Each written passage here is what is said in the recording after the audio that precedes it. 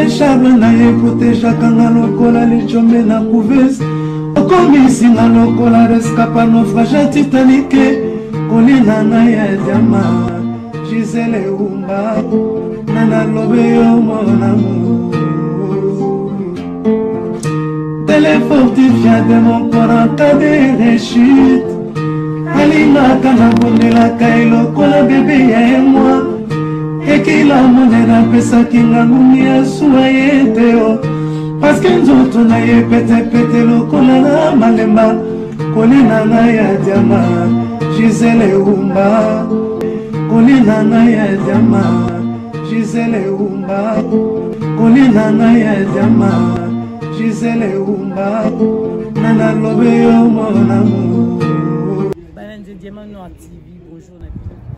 Voilà, bandeko balandi Diamant Noir TV kandi tozo sabino que makambo oyo ya mboka ezosala lelo papa Honoré Ngwanda lelo ezalaki mokolo oyo bakundaki tozana bandeko ya CCDP tozaki na bango mais président ya CCDP tozana esiko totuna quand même mukemba mboka malgré to bozolela to kokozanga te. Bonne santé là. Oui, santé très bien. Tous les la sauté. Déjà salama qui via la bisoté, moi on les jaté. Donc bisoté doit continuer parce que dernière fois né à Soukabane chaque fois dit aux jeunes de continuer la lutte. Donc yebis boyeb ça va jeune va continuer. Ils ont combat dans Honoré Ngwanda té. Ils ont combat à tout Congolais. Donc ça fait maintenant 1 an jour pour jour. Donc voilà. Exactement. Donc on est sur la groupe la biso. Donc on va quand même journal lelo pour ndenge akukisi mbula mobimba na sama velo. Parce qu'à Koufara le 21 mars, mais en termes Salamaki le 31 et le 30 avril. Le 30 avril. Le 30 avril, ouais. Ok, mais pour la bande Bazola, on a tout beau ça tembo quand la mission le RDC. Ndenge ni makambo qui est depuis oyo to moni ba rebelle parce que lo li ba rebelle o ba benga ba agression na biso ba ki osoana Félix ba pisa bango penza ba kotisi bango officiellement na armée na biso.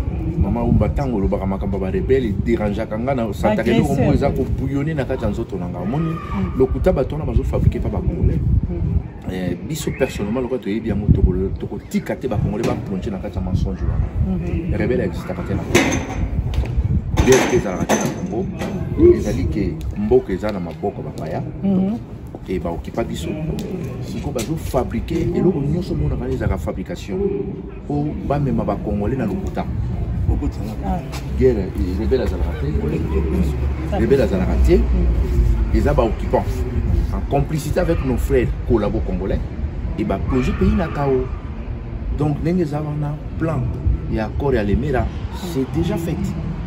Donc, dans le qui on l'a fois passé, je répète encore aujourd'hui, le pays est déjà parti. Et le Kaka, nous expliquons très bien, maman. Le pays est déjà parti. Et le pays est incapable. Il y a ça pour déplacer terre. On va déplacer, on est incapable. Donc, le pays est parti comment? Sur plan d'initiative, éducation, sécurité, tout est parti. Parce que l'espace aérien n'est pas congolais. Ils ont géré dans Kigali.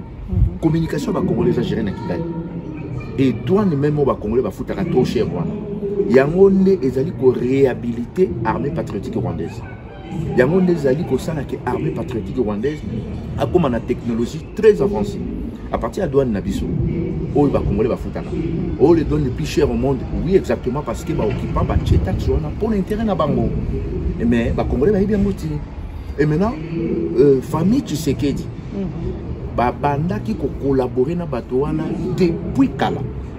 Et raison pour laquelle quand je disais que non, moi personnellement, je dénoncer famille.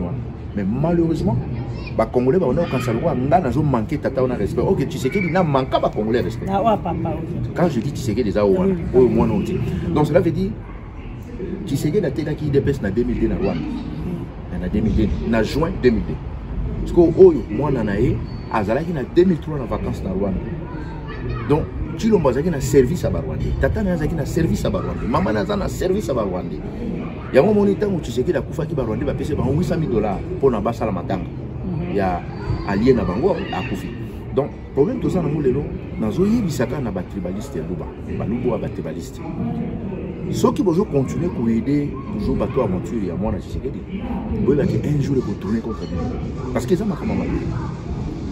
bateau bandor finga biso pour nous défendre les familles Tshisekedi entre autres parce que monsieur il est pas là, il est pas avec nous mais ngam natikali bateau bandor ko finga nga na ndimité congolais ni de leur pour finga pour défendre les familles Tshisekedi parce que peut-être péché dans les araki makambo ba congolais ba yebisi ko ngana yebaki yango 20 ans enfin ba congolais tant nous avons dénoncé famille diabolique les araki pour nous ba congolais danger na biso yango ils ont la vidéo mon en 2015 na yebisaka ba congolais dernière bataille à Souka et vous allez IDPS à s'allier na Rwandais parce que leader na bango za déjà na Rwandais et ba kubudisa ba congolais yango ikokisa ni sikondi mambo zo ki titre qui est dans 2023 on dirait ka bon biso ba congolais tout ça bon moi étant que résistant je parle pas de 2023 aller aux élections nazo le de la 2023 comme 2023 2024 ainsi de suite donc lui la biso ça n'a rien à voir avec 2023 OK parce que ba congolais bazo ni ba bête masolo ba élection bango moko tant batala ka makambo en face na ba ka soni bozo le l'élection na banani moi na on a Tshisekedi bilani a présenté nous pour la élection Tshisekedi moi la Tshisekedi a tribalisé déjà partout et en complicité avec nos ennemis il a vendu ce pays pour ses intérêts personnels et la famille là même baluba ou bamade ko ganga ko sala jali ozo ka bango susu baluba bande ko finanga ozo ka bango susu parce que vérité jamais ko cacher donc problème la biso tout ça dans lolo il faut ndeko yebisa ba congolais ou bazana ba kota na désobéissance bakota na désobéissance contre le système contre le mensonge na moni bato bazo lobela nani mono alingeti ndenge ya lobi ba moi c'est la déclaration tous ces gens là ce sont des oiseaux de même plumage motuto azana kati ya système baza ndenge moko na kutuna da koyi selo ko moko bazaiba mpona nde wando sama kelele oui là ça me oka kiso na makelele Monique a l'obara sauté. Est-ce que le système où il y a des monoko soki ezolia et monoko soki tondi balobaka te donc bango baganga quand les anzala basaka politique te pour l'intérêt mboka ce sont des commerçants politiciens donc peuple congolais les lois ayebake il faut pas désobéissance tout congolais sans exception et je pense que même dans des Afrique du Sud Cape Town CCDP Cape Town on peut ça là qui quand même milolo na kuba kilo ngo soko kotiela so on peut la citer za malambo donc problème la biso la lutte continue parce que missionnaire moi nous a dit que non dit aux jeunes continuer la lutte donc objectif na monsieur Ali il faut tout continuer bitumba en plus dans mois de mai le 26 si je ne me trompe pas to organiser événement mon kaka ba jeune ba ko animer ngo ba jeune na CCDP pour na to yebisa bana ba leki na biso danger pe où ils ont guetté DG commis DG Zali pour na tout Congolais à s'engager dans la bataille pour la libération. Voilà. Merci. On a Patrick Chibango à Outi, Belgique, tu es bien malade, Bundeli, Amouka, Nene. Les lots à Paris. Patrick Chibango, bonne santé. Ça va. Ndamalo Badi. Combat, bonne combat dans le bateau. Combat ça bien. Très bien. Et donc il est dans très bien. Pour un bateau, tu vas au combat, ça libéré, divisé. Mais sur tous les cas, question pas ma vie. Tu la comprends. Nayobi kaka. Nayobi kaka. Combat ça bien. Très bien. Et donc il est bien, ils ont évolué très bien. Bonjour. Bonjour maman Gisèle Lumba. Ah, et c'est moi Yambo. Le délai, du coup, tu as la cala, tu tranquille. Bon, plus on est rare, plus tu commis moins les. Ah. Donc ceux qui t'osent, comme on en a tout moment, tu aussi la moua.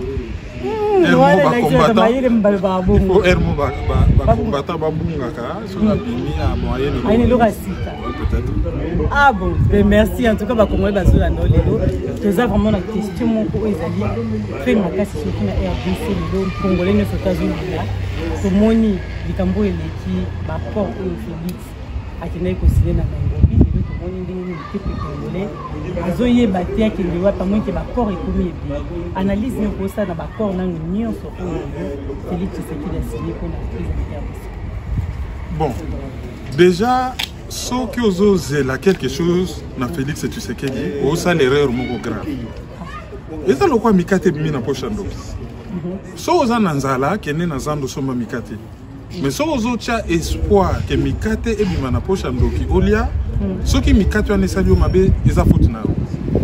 Ngai en tant que Congolais ou à Fongola mission.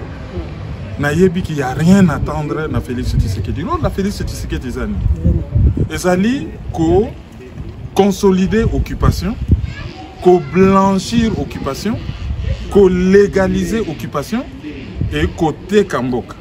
Surtout le côté Kamboka, parce que net na moma Kambako chola. Oh ateka kango yango ezaka wana non. Na lingala so babi côté Kamboka, et ko loba na français ko trahir mboka. Omundi to bana lingala ah muninga tokola na ye ateki ngai. Les ateke azwi mbongo 500 € ayi ko livrer na paquet. Côté ka ezali ko trahir mboka. Félix Tshisekedi de trahir mboka. Ba vota était déjà. Azali wana pona Paul Kagame. Bon, soka ke ko signer ba accord oyo finalement et au ça là que groupe armé, en fait armée rwandaise bon mananasima groupe armé bakota na Congo. Moi ça ne m'étonne pas pour ce qu'on t'a en balobini. Balobi groupe armé bakota na armée nationale, première des choses, garder grade na bango. Ça dit yo mupayozu munduki au métier général, constitution na armée nationale, garder grade na général. Et il nous faut garder grade à général. Ce qui yo bazuyote ba démobiliser ba saro ba benga na français DDR, désarmement, démobilisation, réinsertion. Balobi bon, yo lembi manduki ozonga na vie civile. Il faut ba réimplanter yo na kati ya communauté na yo. Oh, biso na Congo to na ba communauté te. Toza na ba tribu. Pour na français communauté ezali ba paya. Net ngana to communauté congolaise na France. Pour to ba paya. Mais français ça na kati ya communauté ti. Azana France azali français azana nation. Biso ba congolais to aka ba swahili donc tout ça ba bekolo to ça ba mongo ba mbunza ba mbala ba yanzi to la communauté te. Soko zo ka vocabulaire wana communauté vocabulaire ezana sens. Eza biso ti. Sikoyo batwana donc azui manduki bo pesi mbongo pona assez réinstaller na communauté na est-ce que communauté wana ya bapaya bana mabe na mboka na biso non donc yi koloba bo former na mbonga Congo bo récupérer munduki ya bomela ba congolais bo implanter ye na groupe bandekone misus ba yaka liboso et bo pesi bango mabele c'est ça que ça veut dire. Mais comment kasilelo pays nyo sotona o ba sangani pays de l'est o ba sangani ba bi que Félix Tshisekedi face au lana ba agresseur bateau bazali ko boma biso ko sasa biso lelo. Pourquoi on bazui les camissions parce que depuis Kalabande ko mona ngoki bazoli boma biso na RDC. Mais pourquoi faire siko ndé ba kanti ko. Ceux qui nazalaki polité, ceux qui pe nazalaki bien éduqué, le quoi nazal devant maman, nangana loba phrase mo baloba na Kinshasa ke na matanga soko lali basali o mabe. Biso Congo toza ko lala. OK. Voisin nyonso tout akosaka na na biso ndenya lingi. En fait, comme ezani. Ezali que nous oku alali. Batutu babeleli balobi musuneza kuna ya nzoko. Tala ba discuta makambo ya Congo na parlement ya Tanzanie. Présidente na bango azo yebisa ba parlementaire tout le monde ndenga ba yanke penza. Que kopeza kuna il faut se préparer biso peto kendolia. Na Kenya ba pesa ba homme d'affaires ba nini babi kopeza kuna. Uganda kutu non seulement ba pesi ba omba tonga na banzela. Bapesi bangona pétrole ya lac Albert, pétrole ya lac Albert. Et comme ici Uganda Mbalamoko, un des plus gros producteurs ya pétrole en Afrique. 75% lac Albert est ça na Congo. Rwanda paye azo raffiné or, azo na ina parc ya Virunga, azo raffiné coltan, bazo bapesi plateforme aéroportuaire, babengaka village moderne, plateforme aéroportuaire babenga en anglais hub. Il y a l'aéroport, il y a Goma, bapesi même l'eau la nyonso à Congo sans accord Open Sky à gérer ndinga lingi. Donc bapesi mon tout parti. Alors bango balamo ba décider balobi bon. Non seulement économiquement to bandolia, mais toko kamata batu na biso po bagindo sala kuna. Alors babengi isekera mwanzi. Na Kinyarwanda za moto yo asakana oya asepelaka na benemi ya papa na ye isekera mwanzi. Donc Félix Tshisekedi babengi balobi bon sikoyo yo solo la na ba groupe armé. Il y a pas de groupe armé, c'est l'armée rwandaise. Échange ba Congo. Mais ça ba rwandais. Ils en ont ba combat, et ça ba combat armée rwandaise. Nous sommes ba combo ADF Nalu ezali combo armée ougandaise. M23 mouvement du 23 mars 2009 ezali armée rwandaise. MLC à Jean-Pierre Bemba ezali armée ougandaise. RCD Goma ezali armée rwandaise. PPRD ezali ba supplétif ya armée rwandaise. UDPS ezali parti collabo supplétif et associé il y a ba rwandais, c'est-à-dire il y a armée rwandaise. Non, bango tout. Nako betangilo ba kombo tout. PPRD, CNDP, UNC, enfin bref, biloko wana tout. ils ont un combo de l'armée rwandaise. Bon, tout le monde a l'armée rwandaise. Armée, il y a toute la région à Grand Lac. Parti politique n'a pas UNAR. Parce que UNAR, il y a deux partis. Parti moko ougandaise et bimisi armée ougandaise, MLC na ADF nalo. Parti moko armée patriotique rwandaise, il y a un bimisi branche nyonso ya ba CNDP, RDC, RCD, Interamwe, Tuti Congolais, Ngomino, Ntwariraneo, nyonso neza noka ba combo ya armée rwandaise. Pourquoi? Parce que ce qui est armée rwandaise à côté na Congo en tant qu'armée rwandaise va violer le droit international. Et comme il y a agression. Donc, il faut que l'ata masque, il y a rébellion. Pour rébellion, ils allaient batomboki, banamboka batomboki. Ce qui siko ils ont rébellion, donc beaucoup condamné bangote bino na bino. Mais derrière les rebelles, c'est qui? C'est l'armée rwandaise. Exemple simple pour Moutounion, il y a Diamant Noir TV à comprendre. Exemple simple on appelle ça. Ce qui yo na ndako na yo, il y a libala. Mobali na yo, ayena leki na ya mwasi alobi oyo leki na nga. Bando benge belle sœur. Oui oui.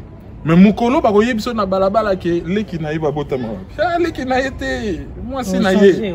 Okomo benga ye mbanda. Lelo yo armée rwandaise aye na libala na Congo bazo benga ye soki armée rwandaise aye ba benge mbanda.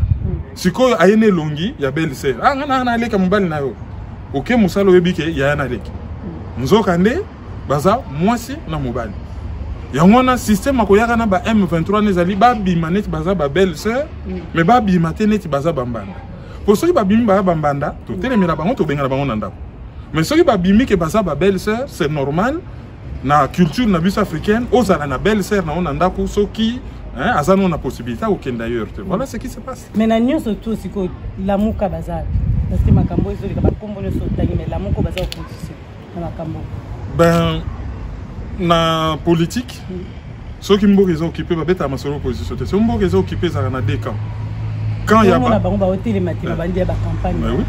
Ceux qui m'ont occupé, quand les bossés à la cas, bah occupant, na ba collabo na bango. Quand il y a mis balais à la ba résistant ici. Bah bête à ma solo il y a opposition, ceux qui ont la démocratie, c'est-à-dire m'ont occupé.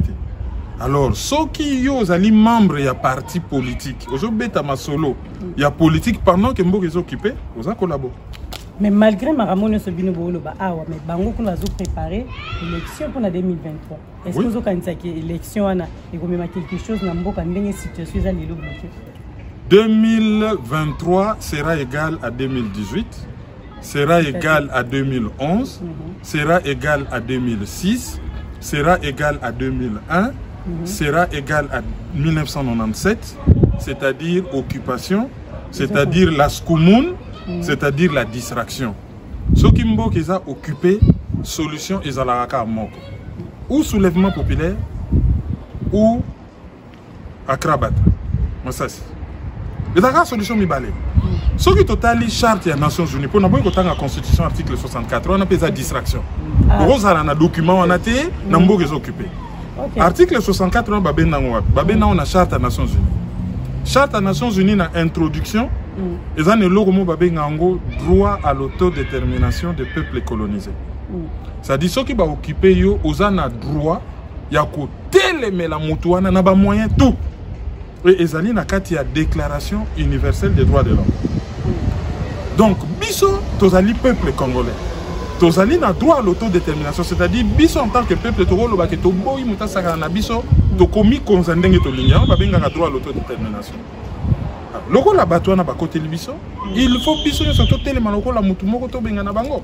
Les biso tozo luka to benga na mupaya yozo ye la biso na masolo ya élection, dialogue, accord ce que loko ni. Non, c'est que moi ils a caché na sema na tant bon baza ba collabo. Et bazo sala mosalo ba pesa ki bango ya ko distraire peuple congolais. Maman je sais. Toya wanda ko ezozika. Ngana zo benga pompier. Yozo tout nango lobby mais il fallait te changer coup tu vas quitter on va quitter à rouge on a photo tindi quand on a coin on a besoin zika donc mais oui mais non on a besoin zika bête la ngama sola pour il y a ko changer ba quitter non photo donc Luka 118 ans en France to bête pardon 18 ou 112 na portable yo sikoyo mais siko ba quitter on a siko to commanda ki on a il faut ba au livre on a besoin zika masolo ba la muka opposant ba osala yangwa ndako ezozika yo beta masolo ya élection ça n'a pas de sens. Ceux qui ba français place au fandi ba beta ka masolo ya élection entre 1939 na 1945 nde ngana yo soit lelo to savate soit lelo émission to lo ba on a lingala ba munyo sozo yo ka pompier tout ça to lo ba on allemand ou ba on va télémani oui bien et ça sous kana distraction to corrompre tant que to beta mbondate to corrompre na ndenga mukiti. Mais pour nous rejeter to lundi premier ministre à qui na interview à sali na France 24 ba tunier tant ba tunier likambo oyo ya ba M23 ba tunier ceux qui ba M23 bazali soutenu par Kagame. Mais réponse na ezaki que alingi abiza ba soupçon eza ma vérité mais en même temps to yoka qui même ba généraux na kuna na est ya mboka ba bimaki ba lobaki que oui c'est vrai que ba M23 bazo attaquer bango baza soutenu par Kagame. Réaction à yo na makambo au premier ministre le premier ministre a dit na télévision na miso mokili a lobby makambo moko eza normal po azali premier ministre ya gouvernement moko ya occupation président naye kombo naye Félix Antoine Tshilombo Tshisekedi aka grand collabo yesikoyo azali collabo adjoint so soka kei na télévision il faut aloba makambo ezo sepelisa occupant moto atie na pouvoir ça m'étonnerait qu'aloba makambo susu nazongi suka par exemple pour moto nyosa comprendre les to aka bana mike ba yebisaka biso ba lobby so oké pas grand frère no quartier lukoza malamu na mwesi na ipo fufu bimaka kuna grand frère akoyana afandi na ya yoki yo bo petit ndengeni omela koka ndengeni na peso mbonga transport zonga mais soko zalaka pire petit a mwesi na ye lere ka kozoya mbala moko mpio de bimi mbolongo badi bimi mwelo ka komela ya pesi tike ye pa pesi na sima mokongo bango tunde bazawana mutache bango na pouvoir eza Paul Kagame soko kie na TV fo lo balikambo ezo sepelisa ye soko lobite coup de pied allez d'ailleurs babengani on a pouvoir oye bien na yebite soko salama wapi na monde général ya armée à lobito kangi ba Rwanda bango alaxi ba on a TV ministre information civile aleki na TV akeko démentir général o yazo bunda na zamba lobite eza ndenge wana te bon o bango bazo loba baza peut-être na bon non eza ndenge wana te mais biso to yebine to solo la non maman c'est pas comme ça que ça se passe na ba pays misusu baza na ba culture misusu asilisi interview wana chasa mobima na balabala lelo masolo na ye ekomi ya ndenge mususu enobami premier ministre ayene ko M23 baba congolais ti M23 baba congolais ti baza groupe armé ti ezali mouvement moko d'occupation basali otobenga ka crime d'agression. Il faut tokanga corrompre les relations diplomatiques na Rwanda et kokanga frontière babiloko nyonso tozoyo eza masolo. Merci vraiment papa Kerbi na merci ndenge au pesinga tribune et na yebi que vous allez très suivi. Bon, oyebi biso to salitan, il faut relever ça. Ah, c'est bien le problème. Alors, la relève ezali musa les salama. Ça c'est bien. Oyoki on a lobby, bo appliquer ndé. Aussi si on a émission kasiko, gouvernement, opposition. Non, il n'y a pas d'opposition, il n'y a pas de pouvoir. Dans un pays occupé, il y a les résistants. D'un côté, de l'autre côté, c'est des occupants. Ceux qui yo osana katikati osa collabo, c'est fini. Babeta Ramasolo au pouvoir, opposition, au parlement Godillot, gouvernement bidon, présidence unie, ça n'existe pas. Voilà, merci. Ok, lelo maman candidat qui est depuis qui est vraiment lelo pas mal. Papa honoré lelo un an na yeba congolais bazola de partout. Yo za ki penza oyo proche ya papa oza ki mwana pale. Tant ba congolais bazola ndo lelo ko yeba bango nini ba kotika na ngona journal lelo ko za ki journée ya commémoration ya papa honoré. c'est vrai que, comme je disais tout à l'heure, on a pas l'église, les gens que nous aimons parlent toujours trop tôt. Voilà, ça c'est pas faux. C'est vrai. Attends, vivre 100 ans.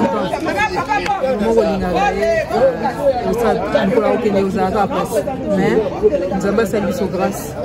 Surtout même Batunyo, à vrai dire, même Bato Bazaki Pemben ou bien Moussika, Papa Ngwanda Sala qui en sorte que nous sommes à quelque chose. Donc, à tirer le biso et belé, à tirer le biso mini. Et à tirer la voie, ça biso que ceux qui un jour m'ont biso accueilli, que Bao va tirer là-bas, battre le combat. Il a toujours assisté sur le combat. Ça a été une bonne partie de sa vie. Et là, tu es devant Nanda Wanzambe.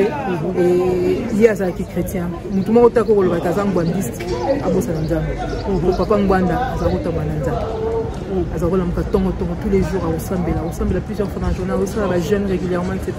Donc vraiment, et puis régulièrement, au monde a une vie, chaque fois, vous voyez, c'est en tout cas pour ceux qui étaient vraiment proches, soit il y a ça, il y a non, posé. N'a vu feu vert. On a mis ça pendant des années, comment il n'a vu non feu vert, n'a vu feu rouge, parce que Azaki Kotambo Nzambe, Batouazon monnaie comme un agent à renseignement, un agent, il y a un service à renseignement, etc. Il y a ma carte, mais que Boussol n'a vu dossier avec Nzambe. Il marchait, il y avait beaucoup de choses. Vous voyez pasteur aussi, hein? Non, il n'a jamais été pasteur. Azaki côté Anaïe parce que c'est quelqu'un qui maîtrisait quand même beaucoup la parole de Dieu et tout, mais il n'a jamais été consacré parce que comme ça, mais c'est pas vrai. Mais si aujourd'hui il y aurait juste une chose à retenir par rapport à ce combat, on doit libérer le pays et on va libérer le pays. Bateau, si que Papa Ngwanda Koufi, que le combat est Koufi, ils vont apprendre à leur dépend que peut-être il valait même mieux la Ngwanda. Ah, ça aussi c'est un autre problème. Comme si on devait venir bien parce que on continue pour le papa on aura qui mais biso tozole la bino combat to comprendre. Biso ceux qui mutako le baté kalinga Papa Ngwanda et puis azana souci oyo Papa Ngwanda qui est dans côté. Ndenga zawana souci nezaki to libérer Congo. Soko le biko linga Papa Ngwanda au hôtel makuna Congo. Nini sango to ukoyoka le bini même le silence devient une forme de complicité. La situation au Tozanango, même d'ailleurs, Tozananda Dieu n'aime pas les tièdes. Soit aux à gauche, soit aux à droite. Bateau, bateau, ça, Toyoki, Bamsous, Babimi, du Souswana, Bazongi, bloc patriotique. Donc, Boké, Sarana, Kabila, Bobi, Bumbo, sauver Congo. Ah, oui, ça débat ma case, vraiment merde. Voilà, Papa Ngwanda Zaki, Koye, Saviso, top privilège la vérité, n'a pas mieux sur ça là. Top qui va pas pour ça peut être fait. Politicien, Papa Ngwanda Zaki, tout divorcé dans Batouana. Dieu nous a massé biso grâce que tout ça qui n'a mutu. Oyo quand même à 8 ans à tali sabiso makabébélé. Bao baza kuna makambo bazo sala. Bufungo ni subomo na kere. Bazo même biso tout na banzela au studio tout boyaki o simba. Donc voilà, que chacun fasse sa part. Et on a dit que tout ça part na biso oui tout à fait. Et avec ce que les bagages au Papa Ngwanda tiké biso, to yebi que to koma. Boyo ba biso mikolo. Ah, zalai mokolo ya esengo tokolo bango ya mawate. Parce que nzambe nous permettre azwa molimo ya yeme le président Nzamboko Atumba et que bana oyo ya forma baleki na ye oyo ya tiki na bitumba o bazo tambola na nzela na ye o bazo landa ligne na ye lelo ba honorer ye proprement omoni toye awa toye kokumisa nzambe wana tozongisi lokumu epai na ye epi tokutani lelo po tokabola moko na mokolo lelo batiaki ye na sa mabele esali ke lokola tozwaki le mosusu bakokoso na komona pai oyo bakundaki ye te me nzoto ya motu eza ya motu kaka bamema yango na ndako te batika yango quelque part po bato baya mpe kokutana baya mpe kozongisa lokumu epai na nzambe to papa na biso asali nini yango moni lelo prêtre oyo alobi eloko ya mosuya alobi soki ba-ukrainien baza kosangana même mwana moke baza kozwa solution mpona mboka na bango mais pourquoi pas biso sikoyo foto mituna biso moto totikali opapa onorasake 98% ya bakongolais baza kofinga ye na vérité kako oyo aza koloba asalaki ne moto eloko te aza koloba kaka mpona congo mais afingama 80% ya bakongolais bazali kaka ofingi baza kondima malamu na ete ese eloko te bandimaka moto so azaki mama na ngai ya jamana omonde ozabo okofinga olingama okoloma loko oza vivant mokolo ozala te mwana mwasi wana abundelaki mboka asalaki boye ezalaka bongo mais totika idéologie wana te tozokontinue nango esengo mingi tokutani awa biso barésistant oyo bazokontinue na kobunda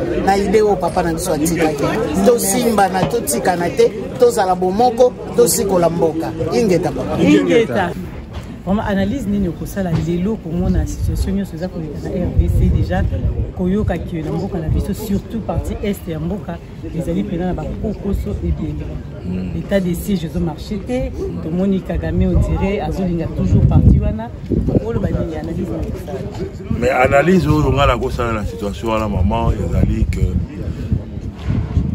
soki tofungoli miso te parti wana tokoki kozanga yango mpena définitivement voilà tosi tozangi baparti misusu ya pays bato ebele bayebi na bango te bavillage misusu bandeko na biso bakima eza baremplaça bango déjà na baétranger donc le pays est vraiment occupé et na complicité forte oyo tilombo aza nango na banguna donc toza bana na risque parce que le sommet de l'État chez nous est en complicité n'a pas ennemi. Donc, ce qui est au peuple, tout ça, de l'autre côté, le pays, tu reperdras. Mais tu reperdras dans l'espoir que nous allons, parce que nous allons continuer. Stop. Le pays, tu reperdras. Et nous allons faire résistance. Maboko, pour la biso, la seule opposition qui peut libérer le pays. Et jusque-là, tu as encore rempart. Il y a un mouniné où ils ont empêché Banguna, Bazwambo, Kawana, définitivement. Ce qui est la diaspora, tu l'as à Wamboke. La diaspora, surtout les Cambodgiens diaspora, on a bien, on a vraiment on a beaucoup de lobby. Tout ça, attention, pays, c'est tout ça l'erreur, pays kokende, lobby surtout biso na diaspora, mais koyoka li Cambodgia diaspora, awa bino bozana bosangani penzate, po izo sala que koloba ndenge lobby pays za occupé, bokile ko libérer mboka. Eloko ni izo sala bino bongo pona bosangani oni ezala. Non, bosangani ezali, eloko ni bato baza ko se tromper dans combat, ba groupuscule. Donc et salama na kati ya il y a résistance. Oui. Hein? Batu bazala mouvement na bango, tout ça là exprès. Parce que tout ça là la moi étoile. C'est-à-dire on ne comprend pas. Donc batu la batu oyo bazo bayo kanaka. OK. Bazala ba idée moko. So ba vana na Lyon, basangana. Oyo bazara na Bruxelles, basangana. Parce que tout ça a besoin de makambo belé, même économiquement, et vous avez facile pour la bango basara la cotisation ensemble. Au lieu de la cotisation générale. Mais en même temps, ennemi commun à Zamoko. Ennemi commun à Zamoko. Oui, voilà, nous avons parlé de la résistance. Hein. Okay. Ennemi commun à Zamoko. Sogaka Moko. A Bengisi Likambu, manifestation, Tonini, Bisonu surtout, Toye, To Sangani. Parce que Batumi, Bazé Bisanga qui combat, on dirait, Bouya Camille, ceux qui sont musiciens, oui, parce que musicien, musicien, Baza ko faire partie, il y a tout Oyo, toujours télémélela. Toujours téléméla, toujours bungisa pour la Congo et Kendete. Parce que Bango Bassara le contraire. Bango Bazali ko yembela ko kumisa ba bourreau. Au moni nzembo e bandi bourreau ka général Kanyama. Maman oyo baboma mwana na ina général Kanyama azape wana azoyoka. Yo musicien oye général Kanyama. Donc on a bablo ko tout wana to combattre qui quoi toujours combattre en haut. Bango bazo komisa ba bourreau. Yango na au moni ba groupe moko salama.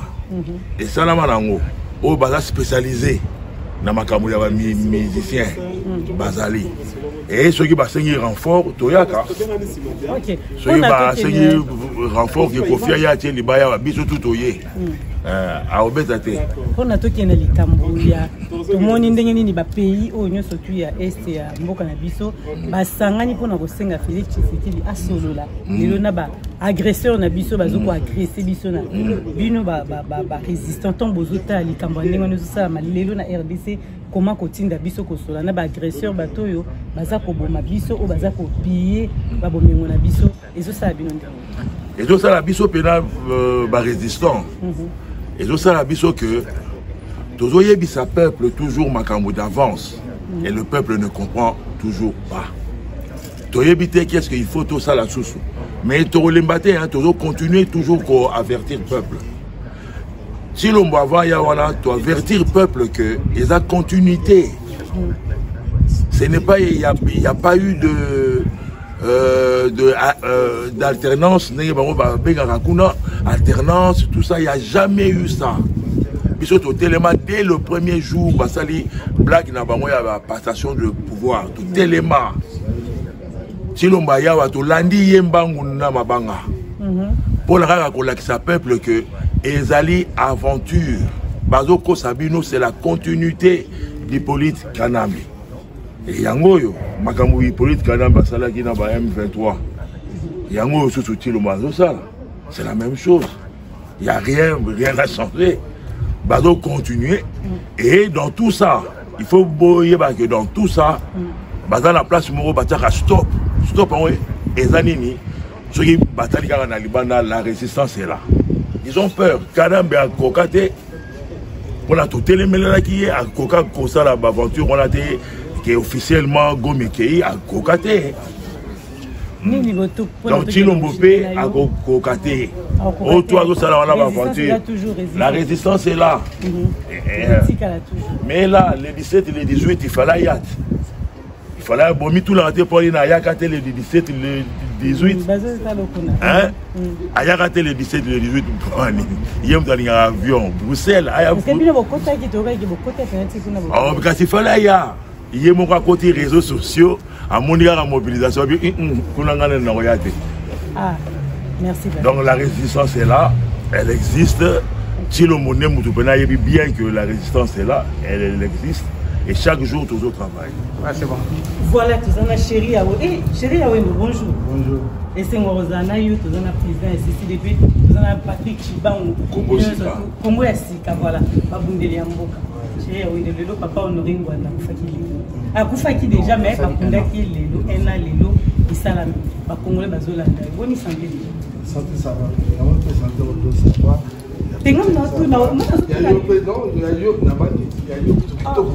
C'est vrai? Ah, il y a dit l'image si ma caméra. Il y a eu que tout le monde est malade, mais beaucoup de gens sont papa on aurait mis un fou dans la situation de la boca de l'eau, ce va pouvoir la zone d'ailleurs, ni nous y suis pensé au tali pour couper na eti to comme un quoi l'eau la situation de la boca. Ba prendre la boca. Pour couper na tika bise le bon na mokili déjà tout chaka yango tant que biso. Mo mongo ko chéri avec. Tant que biso bana bokoko. Azaki yaya moko peut-être on comprendre après. Je comprends après que Tata on a vu très important pour moi.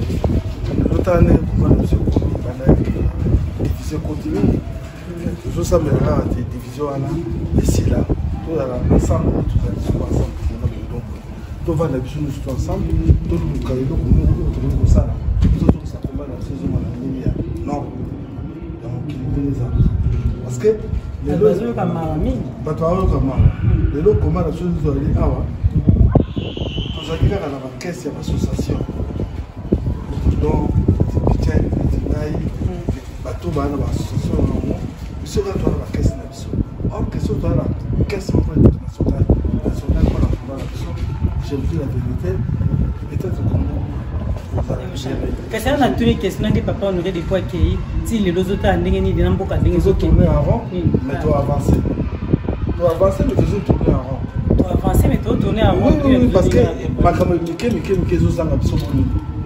ok Congolais est très important. On a Félix, ça peut s'abonner.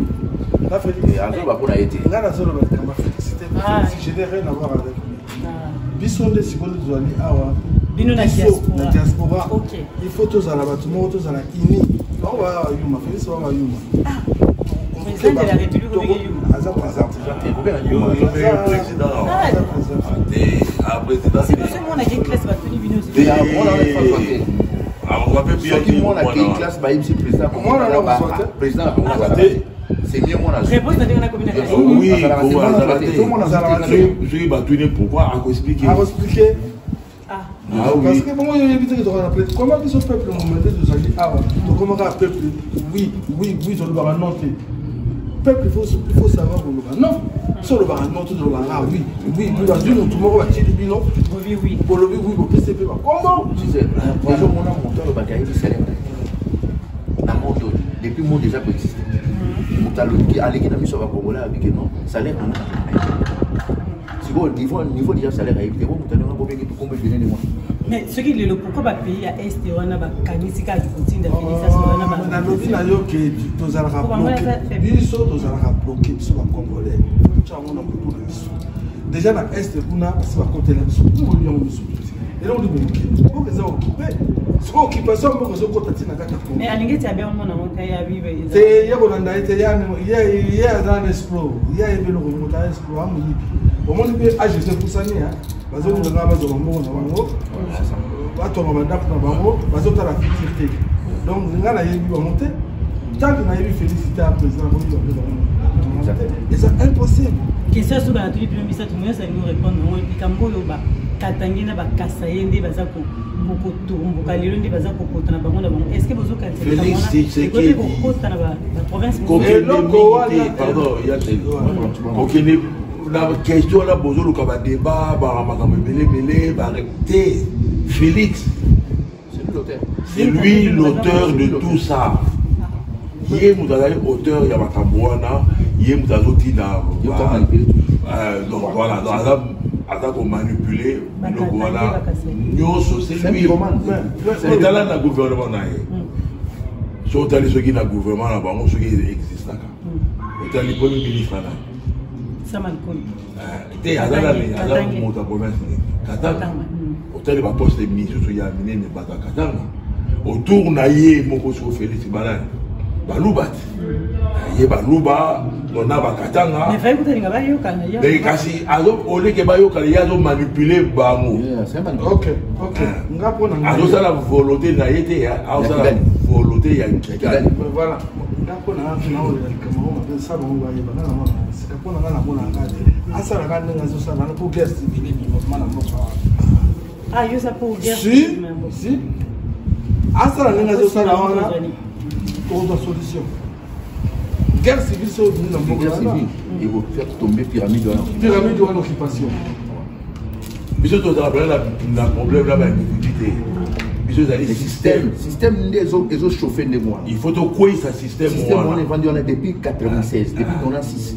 Il y a des machines. Pyramide il faut te faire tomber ça. Sauf que tomber pyramide ça passe. Il y a faut guerre civile. Parce que nous ça on a guerre civile tout cas. Nombre de Congolais. Nombre de Congolais va pour faire. Hein? Tant que ce qui est les salles va pour faire. Ah oui, parce que et bango bazo ça la bongo trouble mo ya pas mais na kata mboka bakatangé makambo sila kala biso ba mobutu batisa ko kala bango bazo sala yango pour la distraire bino et bazo continuer ko piller pays au lieu que botombo kaka makambo ke ah non le qui a Félix a yibi 200 000 bazo tourner bino botombo na moté bino botombo na ah balegi mboa balegi mboa après et là on voilà pour te ceux qui caméra yibi ceux qui caméra yibi photo pour rater combat comme une avenue combat ça tout ça on est obligé pour tout ces vos aliboki tout ça aliboki continuer surtout hasard très important na kati ya combat na biso mais to minute combat na biso le comme rater éducation ya pour na kufinga. Là où tu as une idée. quand on parle de la politique, non, tant de zones, on se retrouve dans la politique. Donc on dit, ah ouais, tu n'es pas une politique, mais maintenant tu es une politique, il faut apprendre. Donc, politique, ils ont dit, moi, il y a de l'eau, on a nos vérités. Il faut tout ça débloquer. Tant que tout ça débloqué, il y a mal à mon côté. Jeunesse peut vous l'en dire, pas comme vous allez apprendre. Tant que tout ça, on a fini, pour n'importe quoi, idéalité, pour nous dire et ça a cassé un combat. Merci chérie, on est mal au stage. Chérie, à vous de Valobina, Patrick Rotikate. Voilà, voilà page de sur Facebook. Patrick Torotikate. Tant qu'on va menacer qui koufa pour la boca, la fumée Patrick Torotikate qui va le bas. Merci na balandi balandi biso na balandi balandi bango na boké bino semaine pour bango tant mususu aussi manakati ya Batondo. Abonnez-vous sur Diamant Noir TV, la chaîne de la liberté d'expression et d'opinion. Abonnez-vous massivement. Diamant Noir TV, c'est votre chaîne.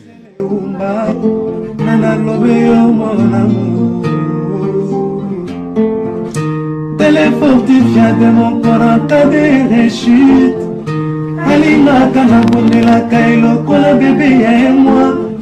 Et qu'il a monena pesa kinga ngumia suaye teo. Parce que nous on a eu pété lo kola malemba. Kolina na ya diama. Gisèle Oumba. Kolina na. La chaîne de la liberté d'expression et d'opinion. Abonnez-vous massivement. Diamant Noir TV, c'est votre chaîne.